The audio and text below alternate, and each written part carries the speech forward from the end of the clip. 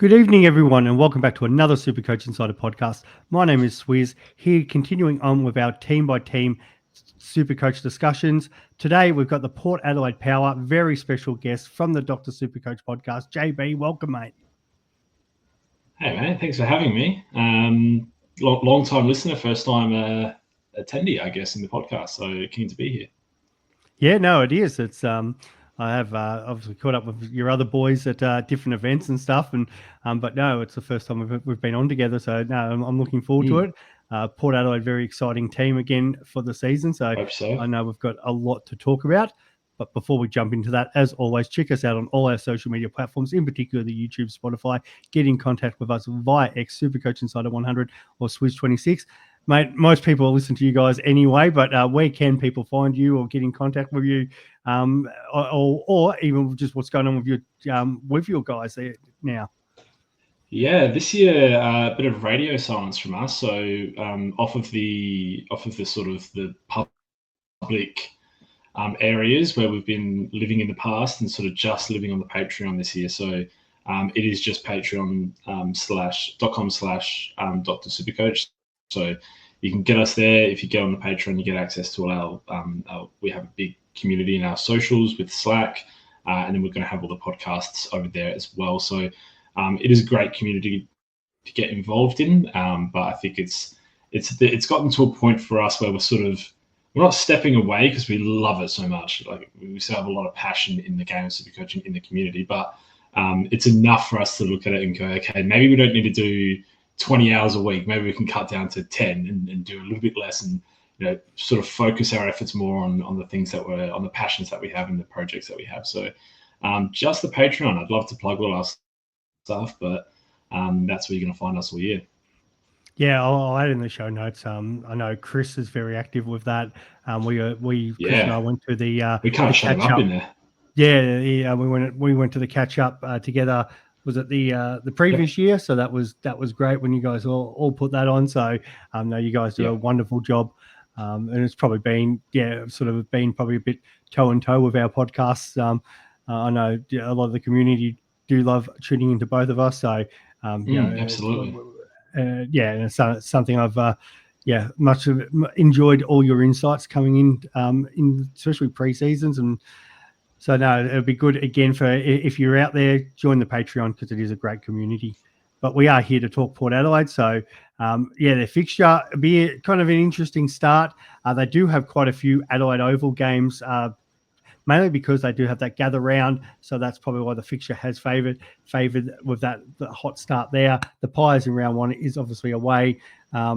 Your boys are going to beat my boys by about 150 points in round two. And then the Bombers away, Saints at home, Hawthorn at home. And then after that, which is also gets a little bit interesting because they've got North at home and also the Showdown a couple of weeks after that and Geelong. So there's sort of, I think there's something like 7 maybe of the first 10 at home, or 6 of the first 9, something like that. So something like that, yeah. Yeah, it's a very friendly for the home. Well, not for the travel, and we do know teams love playing at home, especially Port Adelaide. So you'd be pretty happy with that as a Port man. Yeah, look, honestly, it's set up for us to do what we've been doing. I think it's 4 of the last 5 years now, which is finish in and amongst the top of the ladder, give ourselves at least a chance, a double chance in finals, and then try to make the most of it, which we haven't been able to do thus far. But essentially, I think we're set up again this year to have a similar tilt to how we've been traveling in the past. And look, honestly, I think we've had harder fixtures. I think last year we're ranked with a top 5 most difficult fixture in the league, and this year I think we're not quite that high. So look, I think you got to be good enough to beat any team anyway. But for Supercoach purposes, winning the Pie, the double games that we have aren't as good as I'd hope. We don't play Richmond twice. We don't play West Coast twice. We don't play North Melbourne twice. We don't play any of the teams that give up big pies. But like you said, when we do have a run at Adelaide Oval, which is the start of the season, evidently, you don't want to miss out on that. So we could be good starters. And then I think it's a case, I was sort of selling this last year. Dan Houston I wanted for the first half of the year because I thought he would go 110 for that period. And then when we had a tougher fixture in the second half, a few more away games, I thought he would sort of simmer to about 100. But at the point of the buys, when he's already going 110, you're not turning him down. But if you've already got him and had him for that period, you've already got the point. So I think we're a good team to start with, maybe not a good team to upgrade into. Yeah, and it's annoying because you do have that first buy in round 12. So the natural thought would be, okay, I'm going to grab Port players after that. But it's the same argument I know Chris and I had last year when we were arguing Houston and Butters and a few other Port players where, Port have such a great start of the year. If you're going to go Port players, you need to have them in your starting lineup. Yep. Yeah, and what and on that, mate. So obviously finished second last year. It didn't pan out in finals. Are you expecting similar? Well, how do you kind of see the season playing out? Yeah, as much crap as we get hung on us for our finals performances, I think we've proven now that we are a good regular season team at the very least. And in terms of Supercoach play, that is what matters to us, Supercoach players. I don't see us falling outside the top 4 this year. Obviously, we have a big omission of Dan Houston now for the season, but we always make big acquisitions as well. So I think we had another positive off-season with Jack Lukosius coming in and another couple of complementary players like Richards, and obviously we hit the draft well as well with Berry, highly touted by Robbie Gray and Zach Butters. So I think we've complemented the pieces that we already had, and whilst we've lost someone, it's in a position that we can, of all positions on the field, afford to have replaced him in. So I do see us just finishing in the same essentially position, give or take 1 or 2 spots on the ladder. But in terms of our Supercoach seasons, do we think Port are going to win majority of their games, win the pie for most of their games? I think that's a yes. Yeah, no, I agree. I'm pretty bullish on Port, especially if they get off to a flyer. Percentage will be in their favour come around the bye period, and even if they drop a few away games, they're still going to be in good stead because they should win more than they lose, especially their home games on the run home. I've got their best 23 there.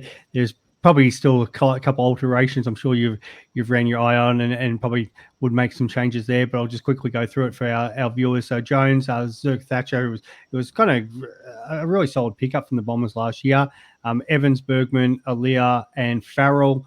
But it seems like Jace Boygun's going to be playing wing by the reports that I've heard. William Drew, Sin, who I could have easily had in the half-back line, but I think he's kind of you could sort of move a couple of those players around, including Farrell and potentially Bergman. Then we've got the half-forward line, Burn Jones, Lukosius, who now comes definitely in for Marshall with that injury, Jason Horn-Francis, Finlayson, Georgiades, and Rioli. I've got Sweet Butters, Rosie, and then Burton, Wines, Richards, SPP.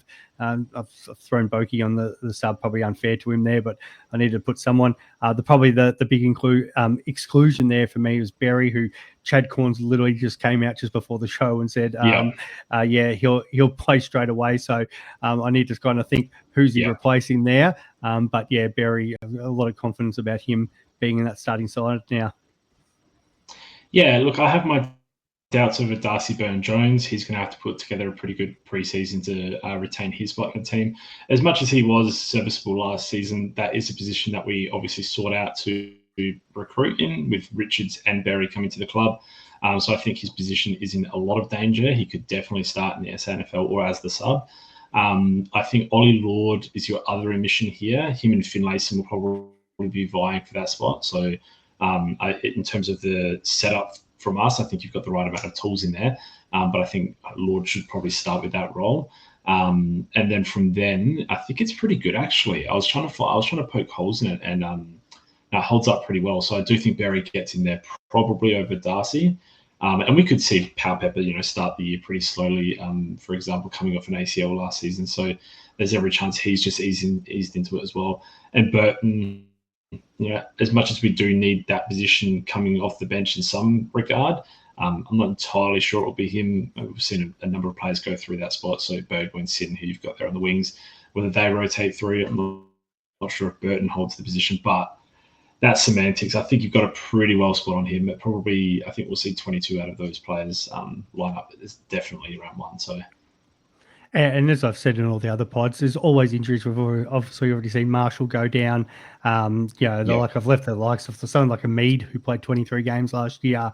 Yep. So I'm sure he'll get chances there. But there's always going to be somebody on the who's unfortunately going to miss out. But if best case scenarios, which was what you want, because you do want players vying for positions. In a perfect world, you do want your Powell Peppers, or if it's Burn Jones, Richards, who's come across to all be fighting this handful for maybe one Yep. spot, because it puts you in a much better stead than the other way around, where you're kind of handing players games because you've just got no choice.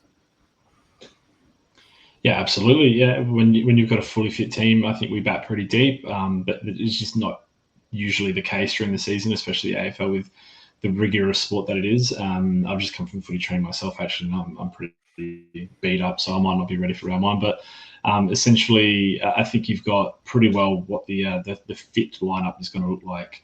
I obviously just have doubts on Finlayson in there, but that might be more of a personal thing rather than a fact anyway. So yeah, no, I think you've done pretty well there. No, I appreciate that, mate. How's the body going into the pre-season there? It's sore. I'm feeling old. I think I'm getting older and I'm feeling old. So it's the last time I'll go around, but yeah, definitely needed to do one more. But it's the back's very sore. The muscles are a bit tight, but yeah, no, we'll be okay. I love it, mate. All right, and then we move on to the Supercoach targets. The big one, I think, is this the back situation. So I've got put Farrell and Sin. It doesn't need to be just those two, but obviously losing Dan Houston, who's just Yeah. been a brilliant player for a number of years, but was one of our best defenders that we could own last season, who's now off to the Pies. Where do you sit there? Do you think it's going to be kind of a committee of people kind of replacing him, or do you think they're going to have one person in particular who's going to fit into that Houston role? Yeah, we kind of saw it last year, didn't we? We got a bit of a taste of how it was going to look with his lengthy suspension, which I now think was a disgusting thug act on the field. I didn't at the time, and probably took me until he left to decide that. But no, I think we did get a bit of a taste of it. I think between Evans, Jones, and Farrell, we have three pretty good disposers of the football, and then Bergman's pretty tidy with the ball in hand as well. So I think the biggest thing for me is if Farrell knocks, sort of eats up all those Houston kick-ins, where does that leave him? If he gets 10% more of the ball on field and then gets 20% more of the kick-outs, that could put him in a pretty handy position to do well. But honestly, Farrell's never sort of put together the game. It's hard to explain. Those players that are sort of, you just want them to be a bit more selfish for your Supercoach team, but he just does. They just don't have that hunger to just run and be selfish, and sort of they sort of play a team game, and to the detriment of their scoring, they're happy to sit back if the play is sort of playing out as it should, rather than pushing for that next little useless 1-2 or whatever it may be. But I think Farrell's comfortable with ball in hand and as comfortable with ball out of hand as well. So I think that's probably going to work to his detriment. I don't think he's going to be an option this year. I think it's going to be pretty much just a shared role across that half back line. And like we can see here, there's a lot of capable disposers of the football, especially Bergwijn is playing the defensive wing as well there. So yeah, look, I wish I could say Sin's going to come in, he's going to grab the role and he's going to run with it, but I just don't think it's practical to be putting our eggs in one basket like that. Yeah. Do you still think there'll be an uptick for Sin? He's obviously at a very good price there at 229. Is that the sort of play that could potentially tempt you now that there is at least more points around that defensive area?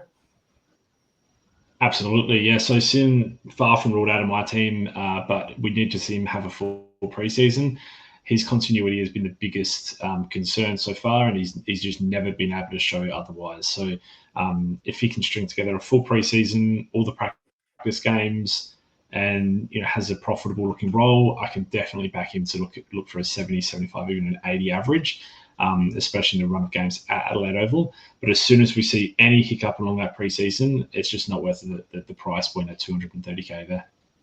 Yeah, no, he's been firmly in my team because I find it easier to start Yeah. him and then go down to another rookie Yeah. than the other way around, because I Yeah. feel like I know what's going to happen if I don't have him in. He's going to shine pre-season. I'm going to have to then cut an Uber premium or something down to somebody just to then go get the cash for him. So I think that's Yeah. probably the better way to set it. And then it's he's in until he's not. Yeah, no, I love that philosophy. It's not one that I do myself because I spend every penny I can until I then have to cut up my team to afford someone like Sin. But I'll be grateful if he is a selection because he's got a great pedigree. I believe he just snuck in as a first round selection when we got him. I think he was around 12 or 13, and was touted for that running halfback role. So if he can put it together, I can absolutely see him averaging well this season. We just need to see him on the park.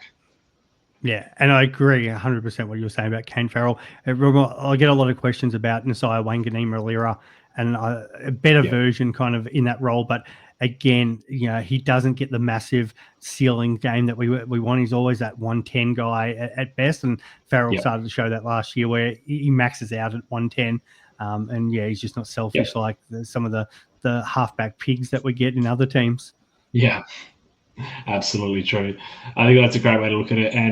And by looking at assessing their ceiling and being practical with it, like you were, you could assume there's going to be still games in there around the 80, 85 mark. And if the ceiling's only about 110, 115, that's his best games. The average just doesn't add up there. So you can't expect 100 plus consistently out of those players. They're just too sort of too limited, I guess, with their upside. Yeah, 100%. Now we move into the midfield, and this is where Port do shine. They've That's got where I get a couple. excited. Yes, and how can you not? Like there's one in particular at 648, Zach Butters, who potentially could be the number one midfielder by the end of the season. It wouldn't surprise me at all if his body stays up. Like last year, he had a couple of issues going through pre-season, but still was obviously got himself right. And for that, the round one game, and then absolutely shined in the Richmond fixture, which was at the G. I think he went about 177 off the top of my head. Yep. And last year, it seems to be a flawless pre-season from Zachy Butters this year, which is probably making owners and especially Port Adelaide supporters even more excited. So what are your kind of thoughts there, mate? Yeah, it took him until the Fremantle practice match last year before he did the ankle. That was his first niggle for the preseason. To my benefit, a lot of people got thrown off by that and took him out of their team. I kept him in my team. I advised people around me to do the same, and we all captained him for that Richmond game. So for Zach Butters, it's quite simple. He torches Richmond. When we have Richmond on the docket in the upcoming rounds, he's maybe the best captaincy option, vice captaincy option in the game for that round, no matter who's out there. So as you can see, as you've got politely laid out there, we've got Richmond in round two. So having seen the footage that I've seen of Zach Butters already this preseason, I didn't have him in my first iteration of my team. But since seeing any amount of footage from our website this preseason, he is now not left at my team for a long time. So I just think, as you said, he could easily step into that M1 role. I think he's now he's been able to shake a lot of the injury proneness stuff that he had early in his career, and now he's sort of just won that knuckles down and gets the 20 plus games under his belt per season. And when you've got a fixture run like that for Zach Butters, he's going to be unaffordable by round 8, most likely. We look at this and we think logically, by round 8, you're probably not trading him in. So if you're prepared to not have him for the first 12 rounds and only get him post-buy, then that's what you're committing to. And I think that's a fine tactic, but it will not be me. I promise you that. I think I want him for that Richmond game. Probably want him for the Essendon and St Kilda game as well. That might be my vice captain each week there. Yeah, and then even after that, as I said earlier, North Melbourne in round 7 and the Crows in round 9, and he plays so well at home too. So yeah. you've got probably at least 4 games where he's either going to be a VC or captain option, potentially more. Absolutely. So you want to bank those double points and especially for a guy who's got a ceiling who, in any of those games can go 150 plus. I think it's you just can't pass on him. I'm kind of surprised that it's actually only 30% of time of recording right now of his ownership. I thought more people would be backing him in as their either their M1 or their M2. Yeah, absolutely. I think people sort of look at him and I don't know if they forget how young he is, but I know he's hit a ceiling and he's sort of hit a position where we think, okay, he's a top. If you're going to be loose with it, he's a top 10 player in the actual sport that we watch and follow. He's obviously on his day, he's one of the best players in the game, if not the best on his day. And I think people think, maybe he's maxed out. He's 650K. He's going to be cheaper throughout the year, but he's young. And what if he has just an inch of improvement left in him? He could go to ridiculous heights. And with a run like we see here with our starting fixture run that we keep talking about, the Adelaide Oval games, if we see that in the first 10 games, other people are going to be watching from the outside looking in, and they're not going to enjoy what that is. 70% of the competition might be scrambling to get this man after round 4, which is quite crazy to think of considering his price. So for me, there's certain players that I don't want to wait to get cheap. I think he's one of them. Whereas if I was weighing up him or Sarong, I know Sarong has the better buy, for example, but they're a similar price. I could understand Sarong getting cheap at some point during the year. Zach Butters just might not get cheap at the right time for you. It just might not happen. Yeah. And then you're done, and that ship's sailed, and you're just playing catch up on everyone else because you've obviously had to go to another player to try to somehow match the output that Butters will go. And as you said, he's just turned 24, so it's not even prime for a footballer yet. So his best definitely can come. And talking about 24-year-olds, and this will give you an idea of when we recorded this. Happy birthday to Connor Rosie today. 529K, 24, leading that team now. And talking about guys who could actually still improve, definitely this young fellow could. Absolutely, and he's priced at a tantalizing 530. The problem with Connor is when we sort of figured out our midfield mix, and we're going to speak about the next man in terms of midfield time as well. When we figured out that mix, I think we found the best 3 to 4 players to go through there in tandem with each other. I don't know how many of those best midfields he was featured in. I think Zach Butters, Horn Francis, and then one of Drew or Ollie Wines featured in pretty much all of our best combinations. And as good as Rosie is, he offers so much else around the ground. And as the selfless captain that he sort of took in sort of towards the end of last season when he wasn't in great form and was sort of injured and uninjured, his continuity suffered a lot last year. And as a result, he took a bit of a step back and a bit of a lesser role.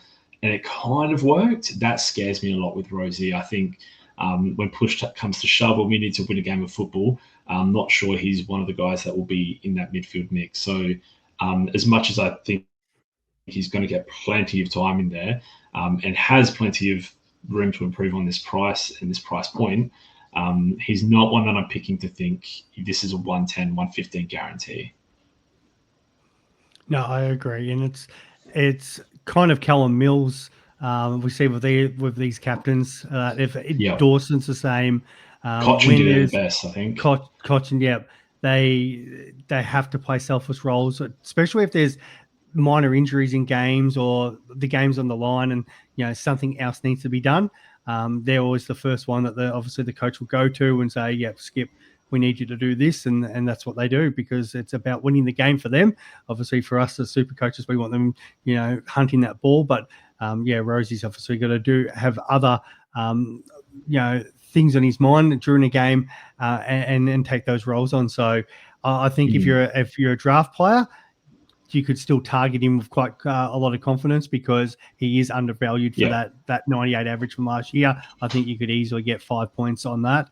But for definitely. Classic players, we're obviously looking for uber midfielders who are 110 minimum, but realistically 115 is your cutoff, especially with the flex position this year. You're probably at some point wanting maybe an M9 in that flex position, and the top 9 last year went 115 and above. So that's not Rosie. And that's why we obviously were way more hotter on Butters, even though there is some value there. Yeah, and in your starting teams, I think you want to. People sort of lose this a little bit when they're chasing value so much. You kind of want to nail down picks that are going to be players that you don't have to then trade out later in the season. And Connor Rosie, for me, as much as he could be, absolutely a season hold, you could have the 13th best midfielder on your hands come the buys and think, I've got enough trades here. Is Connor one of the guys that I upgrade? He's on that first buy, so maybe not, but essentially you're going to get to a point where you might think to upgrade Rosie, whereas, we'll talk about Zach Butters or other midfielders in that mix, and you're not using a second trade on that player, or a first trade, I should say. So Connor Rosie does strike me as someone you might not even want in your final team, which is super concerning in terms of a starting pick. Yeah, it's Tom Green, Matt Rowell all over again too. Yeah, where people see that exactly price, right. know what he can do, and go, yeah. And he probably comes out because of that fixture early on, and he probably does go 110 to 115. But then as later in the year, and they've got those tougher games where he's got to potentially play different roles, and as you said, they want that better midfield mix in there. It might just kind of drop to, maybe it's 100 for the rest of the season, and then his end up average might be 105. But while everybody else has got these premium guys, you're losing 10 points on everybody else. I will say last year we had a very good fixture run as well. I started Connor Rosie for that reason. So he went 114 against West Coast, 90 against Richmond, 102 against Melbourne in the first three games. We were all a bit uh-oh. Then he went 152 against Essendon. That was the gather round game where we won by 100 points. Then he backed that up with 125 against Fremantle. Then he had 65, 91, 53, and that was the injury game, the 53 against the Adelaide Crows. So I just think, as much as the good fixtures favour the absolute guns, again, I don't think he's going to be the big beneficiary. I still think he needs to probably hit the scoreboard to hit those bigger scores. In all those games that he kicked a goal, he turned up. In the games that he didn't, he struggled to. Only turning up in one of those games that he didn't kick a goal in. So if you're relying on other facets like that, like goal kicking and stuff out of your midfielders, I just think he could be one that he could score 390 to 105 scores in those first 5 fixtures, and I wouldn't be shocked at all. Whereas Butters does that, and I'm pulling my hair out. So I'm thinking, how has this happened? He's a 115 plus guy every game. So yeah, there is a bit of a difference, especially when you're hunting fixtures. Those guys that are the next tier down, they might still have improved output, but not to the point where they're must starts or anything. Like the next guy. Let's talk about him. Jason Horne-Francis, 537K, currently the most expensive forward in 50, for about 50% at time of recording. The community is divided, where some are thinking he is going to be the M1 anyway, the F1, sorry. So may as well start him, because why wouldn't you want to have him there? Others are thinking, well, how much growth does he really have this season? How much is that forward split going to still play a part? And I can probably just pick him up at any other point throughout the year at a similar price. Jason Horne-Francis, mate, what do you think? I would love to know what the people who aren't picking him are considering as his upside as a non-selection. Is the upside that the people that select him overpay for him with 530K? What is that? Is that price at about 100 flat? Yeah. Are they thinking that those people have overpaid and they're going to get him so much cheaper that it's going to be an indictment to those people starting teams? 540K is not. It's not 600K. We're not breaking the bank for Horne-Francis here. We've paid 600K for forwards in the past, like Josh Dunkley, with no hesitation whatsoever. So if people aren't thinking it's going to be a massive money changing situation, are they thinking he regresses? Because if we want to pull his age up, he's younger than Zach Butters. He's not even entering his prime yet. He has a lot of upside in him. And as we saw with the last season, I think they really did start to figure out where his best role was. And it is a heavier midfield allotment. So I know what the 50% are doing. They're picking a guy who they think he's probably going to be F1 anyway. You gave me the bugbear. He's probably going to be F1 anyway. He doesn't cost that much, and he has 10 points upside just due to his age and potential role. The people that aren't picking him, I'm just yet to hear a logical argument as to why they don't want him. Usually it's because they want a different guy. And I think, well, why is Horne-Francis the one that has to suffer to enable a different selection? This guy is owned by 50% of the competition, and the other 50% are going to be stressing to get this guy into their team. It's a very strange decision, in my opinion. And as someone who watched him and didn't like him as a midfield selection when people went there last year, he would do ridiculous things to keep on scoring. And I think he kicked a goal after the siren against Fremantle. It was nearly after the siren to turn a 60 into a ton. This is when he was playing predominantly forward. He was still doing these things. Imagine when he's in the guts in those dying moments of those games. He has the talent, he has the pedigree, he has the age, the athleticism on his side.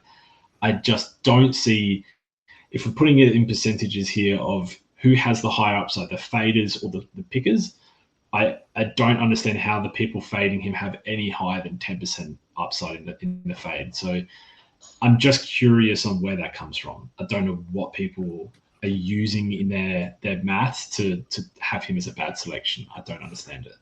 I don't know if it's necessarily for some people a bad selection. It's because of the amount of value, perceived value in the forward line, because of the likes of McRae, Bailey Smith, I guess some people Parker, Philippou, Caleb Daniels, another one. So if you leave Horne-Francis out, is that giving you another defender, which is looking quite weak compared to other sort of the other lines. So I know some people's thoughts on that, and I must admit I've played with both. I've done one team reveal with him very much locked in there as my F1, and then I did another team reveal without him in to kind of look at the difference, and they both look great. And I look at it, go, okay, my defense looks so much better when he's out of the side is there kind of trying to work it to say, is there a midfielder I can take out instead? But at the same time, yes, I because especially that fixture and as you said, the age, the upside, starting him is definitely the move because there's a lot of easy matchups there where even if you got, say, that middle just before the bye and it's round 8, round 9, round 10, and they even wanted to give Ollie Wines a little bit more of a chop out just because there's an opportunity because it's obviously going to be a long season. I'm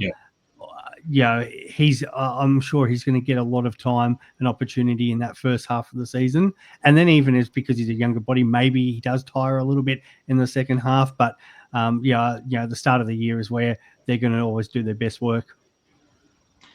Yeah, I had so many thought trains go through there when you were speaking. They might have all just crashed into each other. I don't even know where to start with it. But no, I just find it super intriguing as to why the non-selection. How about this? All right, I'll frame it this way. You mentioned McRae, you mentioned a lot of value in the forward line, Philippou. You take McRae and Philippou in isolation, those two players, right? And I understand that they potentially have promising roles. Potential keepers, I guess, if you wanted to be super generous, they could be among the keepers. Whereas I don't think the forward line's as bad as people think, but they could be in that mix. If you offered me McRae and Philippou, or Horne-Francis and Draper, or whichever midfield you're omitting, I just don't see a world in which the Horne-Francis side of that loses. Now, you might see a world where the Philippou and McRae side also wins if they both become these incredible picks as well. But I still don't see that side of Horne-Francis losing that equation. They might just both win. And so when I've got Horne-Francis in a winning equation, regardless of what happens, then I just think, okay, if these guys are such great value, I'll just squeeze them around him. Or I'll put one in the flex slot. Or we've got a lot of flexibility. Or I'll start Daniel at F6 if that's where it's going. Berry can be on the bench, and whoever else can be on the bench, whoever it may be. I just don't understand why you'd remove no one's taking Bont out of their team to squeeze in Clayton Oliver, are they? It's a similar example on a different line where it's I'm not taking Shizu out of my team to squeeze in Jaden Short. For me, it's like, why this guy's getting scapegoated because there's perceived value in the forward line, but I'm not removing the top of my line on any line to squeeze in a couple of mid-prices who I don't even fully believe in. And as much as they might be tantalizing because it's January and they've got these amazing roles and they've moved clubs or whatever, they don't always work out. In fact, they rarely work out. So it's just a bit of, I suppose it depends on how safe you are with your team and such, but Horn Francis won't leave mine. Yeah, and it's always this time of year. I like to play with the different options and give the viewers a different exactly because you've got to at least keep an open mind with this, and we know everybody plays differently. Yeah, ever since my good mate Abs, the Godfather there came into vogue. There's probably has changed the landscape on how people look at their team and play and stuff like that. And there's nothing wrong with that because we have seen success there with that, but. Trying to start these guys who are going to. Well, the thing at least with Horn Francis, even at his worst, I still think he's a top 6 forward. So you're picking him to lock him there. So I would be pretty shocked in myself. Something would have to go horribly wrong for me not to start him.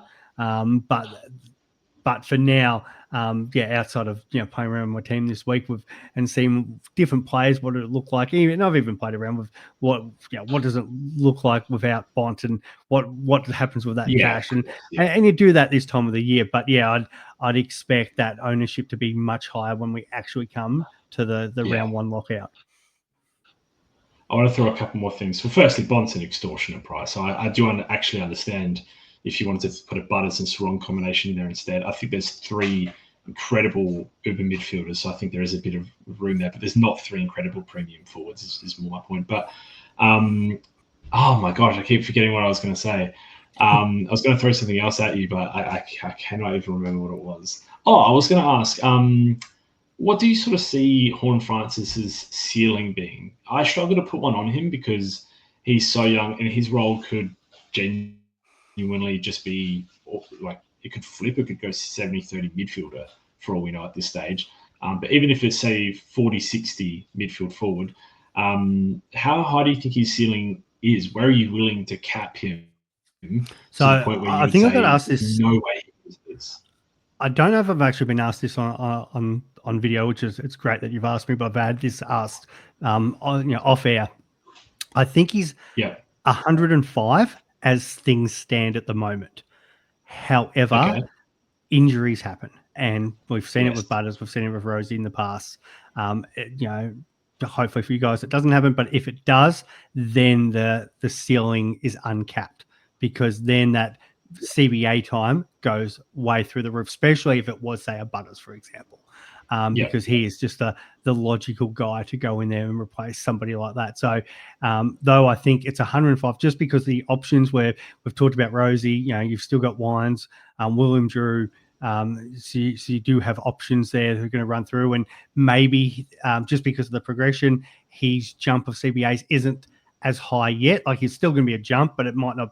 It might be a 10% jump this year, and they might not even need him to jump that high early in the season if you're dominating games. Where it could go the other way, and they might go, "Well, these are easier games. Here's more of an opportunity there." So I'm going conservative and think 105 of this side. But if you lose one of those guys, he could be 115, 120. There's no problems there. Yeah. So would you say 110 without any injuries would completely blow you away? It wouldn't blow me away, but I think that's what I'm saying. That's you the can thing. envision it. Yeah, that's right. He's got the upside somewhere. So that's where I struggle with him, because if you told me 110 at the start of the year, I'm not going to say, well, absolutely no way. I would say, okay, so he's had his breakout year where pretty much every other AFL gun have their breakout year. Fair enough. He's just done it. Yeah. And I understand role is obviously a big part of this, and the role might not be as good as what we want it to be. But I'm still not willing to cap him anywhere below probably 110 is where I would say, okay, if he goes above 110, that would be pretty surprising. If he went 110 flat, wouldn't really be shocked. So I do think it's interesting, but people, I think, lose a bit of perspective in the preseason when it's easy to trade these guys in and out and look at the team without him. But just remember, it could go really wrong without starting Horn Francis. You're hedging against probably over 50% of the competition on a guy who essentially, I don't understand how he fails. You might, like I said, you might find better combinations of players, but that doesn't mean Horn Francis will fail. And it's hard to take on an easy selection like that. Yeah, and I know talking to, say, like Abs and and Supercoach DR in particular over the last couple of days. We've been playing around with the idea it might be McRae or Smith out of my side, or a combination of that if we don't get the defenders, because that seems to be the issue at the moment without the rookie defenders compared to, say, the forwards, because there seems to be a ton of, and we're about to probably talk about a rookie forward in a second, but where so I'd probably still want, say, a Horn Francis, but somebody's going to have to go out of my side, and it's playing around with the different combinations of what would this look like, what would that look like if we don't get those rookie defenders. Yeah, no, and that's completely fair. Rookies always do dictate what we do. I've had more teams without McRae this year than what I've had without Horn Francis. Like, I'm completely okay with not starting a 32-year-old dude for St Kilda who's going to, probably get more midfield time. But he had games last year where he had plenty of midfield time and didn't light the world on fire. So, like, I probably have him about an 85, 90 average this year. And that's like, I'd rather start him, but if I have to move away, then I don't have issues there. I've got more issues with not starting. Francis, no, I love it, guys. We can talk about that, put him in. And the little fella coming in, doesn't he look good? Joe Berry, mate, 140k. Yeah, like when you're touted by Robbie Gray, I think the last person that was touted by Robbie Gray was Zach Butters. And that worked out pretty well, or has worked out well so far. So I just think Berry, he's going to be a walk-up starter. We need that type of player in our team. We struggled last year with forwards, McEntee and Frank Evans. Bless them, they played their roles as best they could. I think they were unbelievable servants for the club last year when we were really trying to have a tilt for the flag. They were just not up to scratch. And we've clearly recruited in that area, one of them being Berry. Unless Ken Hinkley backs in his players.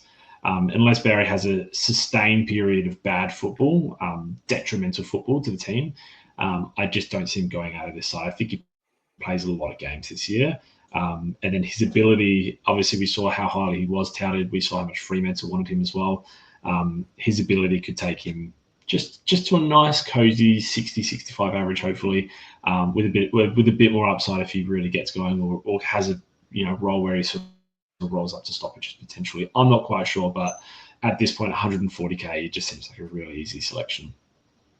Yeah, I said on the pod last night, because I didn't have Berry in my side when I did my team reveal, but I did say I've got Lynch and Kako there at the moment, and I'm waiting for confirmation of how Berry fits in, because, again, it's easier for me to go down to Berry than the other way around and start stuffing my team. Absolutely. And that's the way I did. I said to everyone there, it's just if you're divided between 2 out of the 3, just always put the more expensive player in until you get confirmation, and then put it in if they are. So that does help.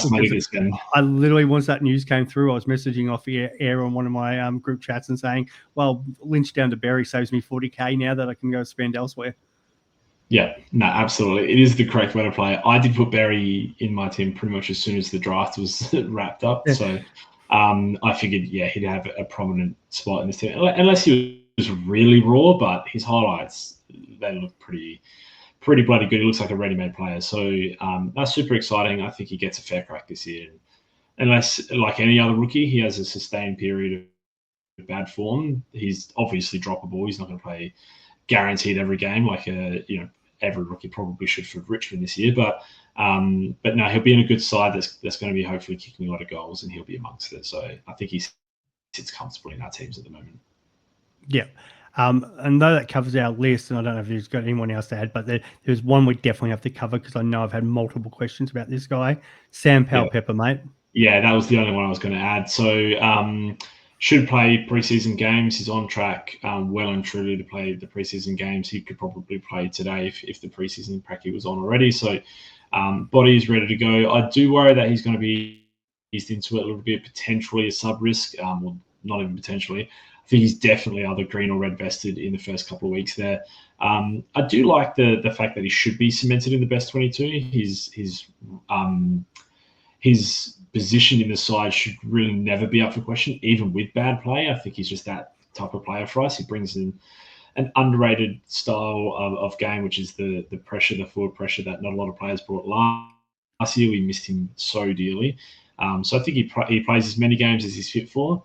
But he hasn't really shown the scoring potential in a forward pocket before. I think he could probably pepper, for lack of better words, the 60 to 70 mark. And he'll have some lower games. He might have a spike game if he kicks a few goals. But that's pretty much where I expect him.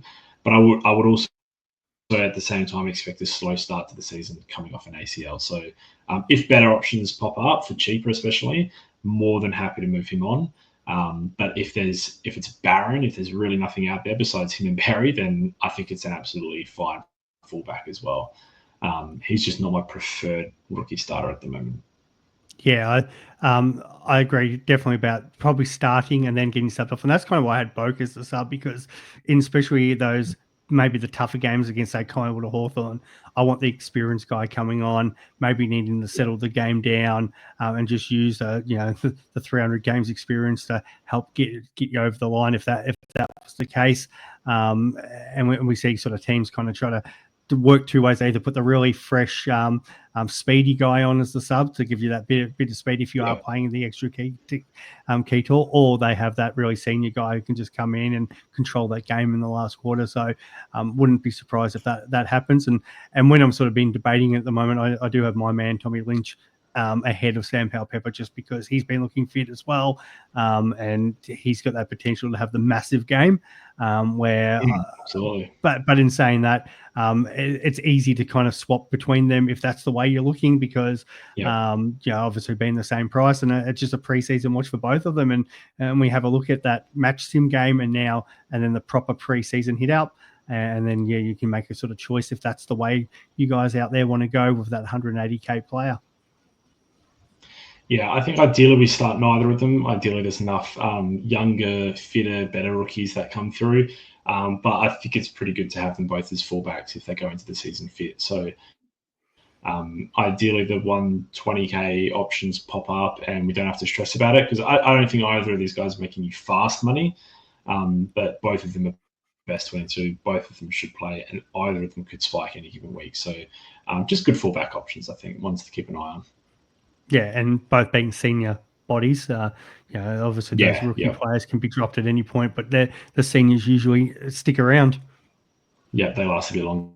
But both sore boys as well, we've seen in the past, both of them can struggle to stay on the park too. So, yeah, they've all got their pros and cons. But, yeah, I think Peps will make it through the preseason, and then we'll see exactly what his role's got. It shouldn't be too hard to guess his role.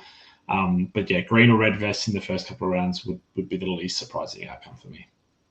Yeah, no, for sure. Well, I think that covers everything, mate. I appreciate you jumping on and giving us all your Port Adelaide insights. Yeah, thanks for having me. You said half an hour. I appreciate it. I'm gonna take the blame for that. I feel like I waffle on a bit longer than normal guests, but I really enjoyed it, mate. Thanks so much for having me on.